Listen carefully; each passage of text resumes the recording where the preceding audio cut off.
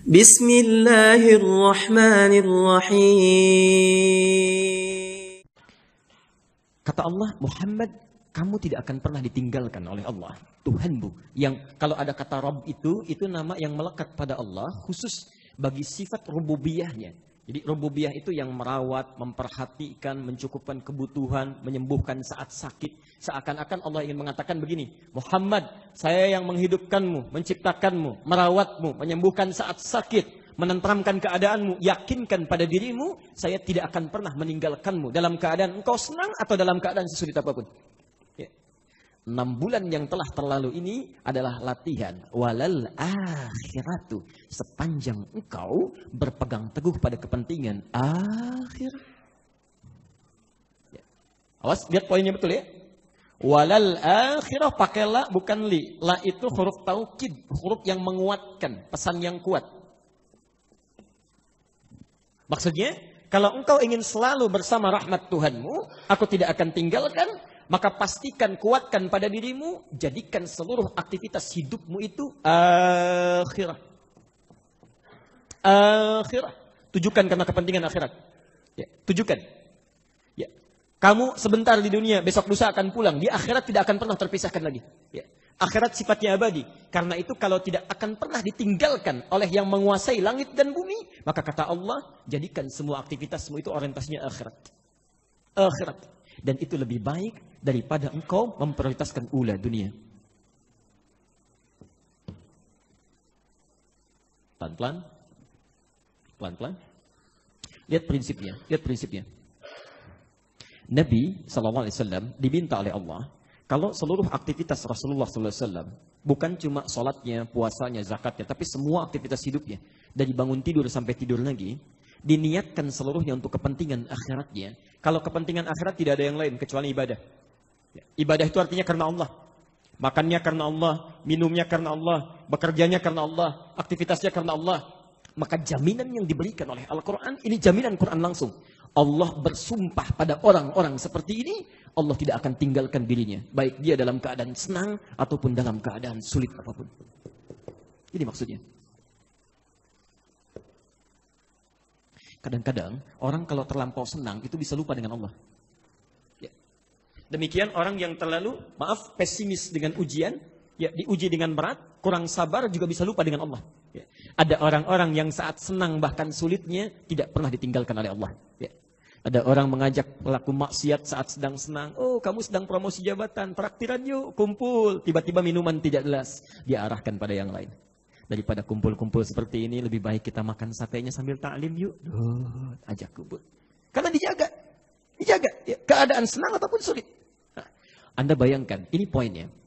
Bila seorang nabi saja, Rasul yang mendapat wahyu, berita dari Allah, mendapat jaminan surga tertinggi, masih diminta oleh Allah untuk memprioritaskan akhiratnya, maka bagaimana dengan kita yang bukan nabi, bukan Rasul, dan yang belum jelas surganya? Karena itu jika kita ingin dilindungi oleh Allah, dijaga dalam keadaan senang dan sulit, maka coba dekati Allah.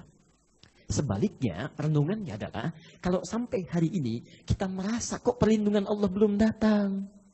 Ketenangan belum tiba. Barangkali belum cukup cara mendekat kita kepada Allah, sehingga Allah belum menyertai kita dalam situasi senang atau situasi sulit kita. Jelas sampai sini?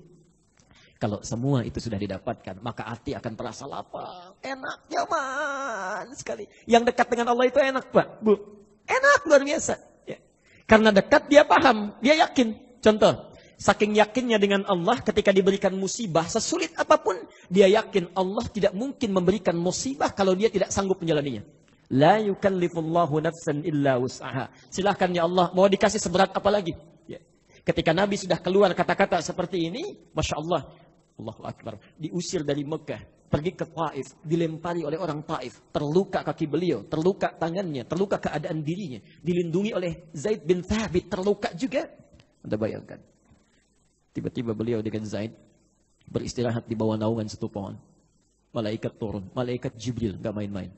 Malaikat Jibril, kata beliau, angkat tanganmu ya Rasulullah.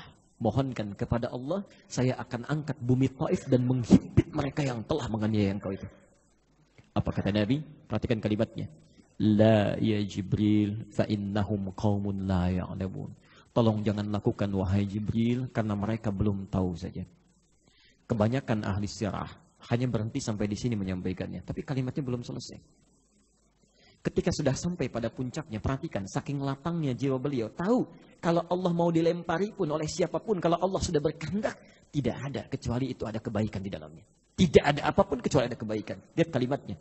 Ilahi, ilahi, ya Allah, kata Nabi. Perhatikan, ya Allah, ila man takilluni. Saya ridha kepada siapa lagi engkau akan titipkan saya. Jadi di Mekah diusir, berjalan ke Taif juga dilempari. Kata Nabi, kemana lagi tempat yang harus saya tuju?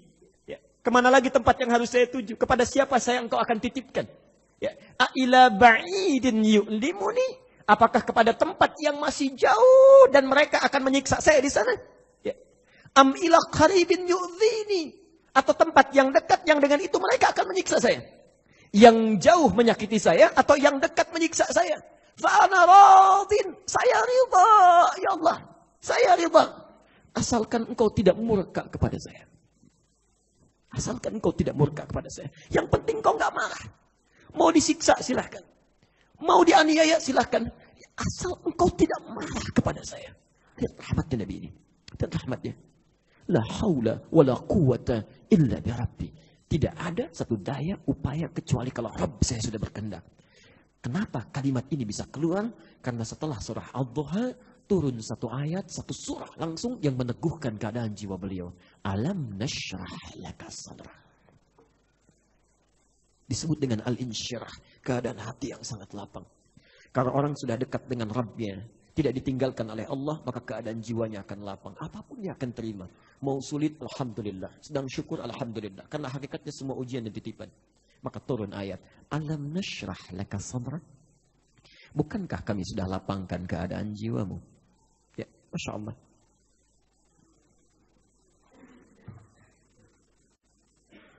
Wa wada'na anka wizrak.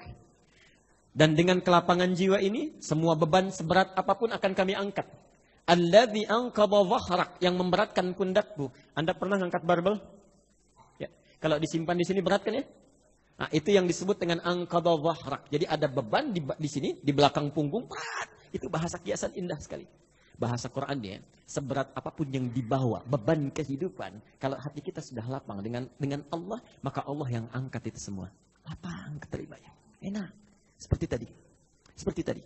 Dan kalau sudah seperti itu, warafa'na laka dzikrak, maka engkau akan diangkat dimanapun. Kalau Allah sudah mengangkat, maka penduduk langit dan bumi akan mengangkatnya. Akan mengangkatnya. Masya Allah. Baik, pelan-pelan. Yang maksud yang ingin saya sampaikan, selain Anda pelajari surah Ad-Duha dengan Al-Insyirah ini, karena itu urutan Al-Insyirah langsung terletak setelah Ad-Duha. Pesan saya, kalau Anda membacanya dalam sholat, maka jangan pisahkan keduanya. Ya, nggak pakai? Nggak usah. Ya. Baik. Karena dia datang dengan berurutan. Ya. Kalau ingin terpisah nggak apa-apa, tidak salah. Tapi sebaiknya disatukan. Karena itu pasangan yang datang berurutan, yang saling melengkapi dari sisi maknanya. Ya. Biasanya kalau yang saling bergandengan, satu terpisahkan, yang lainnya merasa kesulitan. Ya. Jelas ya? Baik. Allahumma sholli ala Muhammad. Allah